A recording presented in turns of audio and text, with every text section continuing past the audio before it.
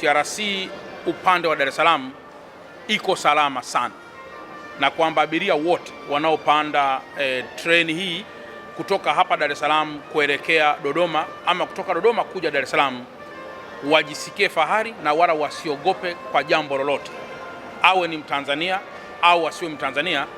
Tunawathibitishia kwamba miundombinu yake pamoja na mambo mengine yote tutaendelea kuilinda kwa kuwa ina maslahi makubwa kwa kila mmoja na si kwa maslahi kwa kundi moja ama watu wachache ama mtu mmoja. Mpaka sasa tayari kumekuwa kuna mipango ya awali chini ya Mheshimiwa Dr. Samia Suluhu Hassan ya kuanza na masuala ya kuistadi namna gani anaweza kujenga reli hii sasa ya abiria ambayo itakuwa inazunguka hapa kwetu Dar es Salaam, na itakuwa ni njia mojawapo ya kudecongest magari mengi ambayo yanakuja ndani ya mji, lakini pia itakuwa ni njia mojawapo pia ya kufanya abiria wengi pia waweze kutumia reli, lakini pia itakuwa ni njia mojawapo ya kuhamasisha utalii ndani ya mji wetu, na pia itakuwa ni njia mojawapo pia ya kuwa manufaa pia katika vitu vingine. Kwa hiyo nimeendelea pia kumshukuru kwamba wazo la kuwa na reli ya kubeba abiria ya kisasa hapa ndani ya mji wa Dar es Salaam, hiyo ndio itakayoendelea kuprove kwamba Dar es Salaam sio tu jiji, lakini jiji linalokuwa kwa kasi na lenye miundombinu bora. Jamhuri ya Muungano wa Tanzania chini ya Dr. Samia Suluhu Hassan anatarajia kuinvest si chini ya bilioni 12 USD barabara zote, kwa maana hizi korido zote za reli kutoka hapa kwenda moja kwa moja. Mmeona mkataba umekwisha sainiwa kwenda mpaka kule Burundi, tenda zote ambazo zinatangazwa na shirika. Basi ni muda mwafaka sasa wa kushirikisha vijiji ambavyo reli hii inapita waweze pia kushiriki katika shughuli kadhaa. Kwa mfano, shughuli za usafi kando kando ya reli zetu, vijiji vyenyewe vikawa vinapata fedha au wananchi wa vijiji hivyo wakawa wanapata fedha, alafu wao pia wakawa ndio sehemu ya ulinzi wa miundombinu ya reli ambayo imejengwa kwa gharama kubwa na Watanzania. Tumeona moja ya jambo ambalo pia linalalamikiwa sana wenzetu wa Kigamboni na wengine wengi ni malori mengi kuwa hapa katikati. Lakini je, tuyaondoe malori? Haiwezekani, kwa kuwa pia yameajiri wenzetu ambao wanapata ujira kwa sababu ya malori hayo.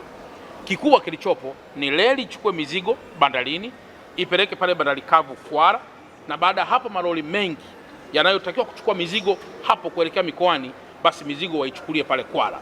Amenithibitishia kwamba mpaka sasa tayari kuna asilimia kubwa za ukamilishaji wa jambo hilo. Na jambo la sita ambalo ni kubwa sana, tumezungumzia kuhusiana kuendelea kusimamia mradi huu kama moja miradi inayotambulisha taifa letu, kama moja miradi inayothibitisha kukua kwa uchumi, na kama moja miradi ambayo itaendelea kudhihirisha kwamba Tanzania inakuwa kwa kasi. Tumesisitiza kuhusu umuhimu wa kuendelea kuwa na watumishi waaminifu, watumishi waadilifu, na hapa kama mlivyoona kuna ushuhuda, mtu ambaye aliwahi kusahau mizigo yake na amekuja na kaikuta mizigo. Hiyo haiwezi kutokea kama haujawa na watumishi wenye mioyo sahihi, watumishi ambao wana uadilifu wa kiasi cha kutosha.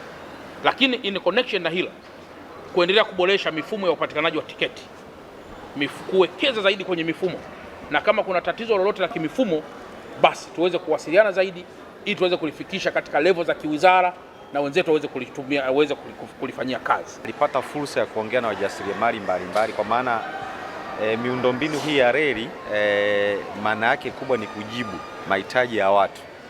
Kwa maana ya jengo hili la station linajibu mahitaji ya watu matatu, kwa maana ya kulitumia kama jengo la usafiri, lakini pia linakuwa ni sehemu ya kuwawezesha wajasiriamali wetu waweze kuwa na maeneo ya kufanyia biashara, na pia ni sehemu ambayo tunaitumia kama kituo kwa maana ya kutoa huduma za usafiri pamoja na mambo mengine ya kijamii.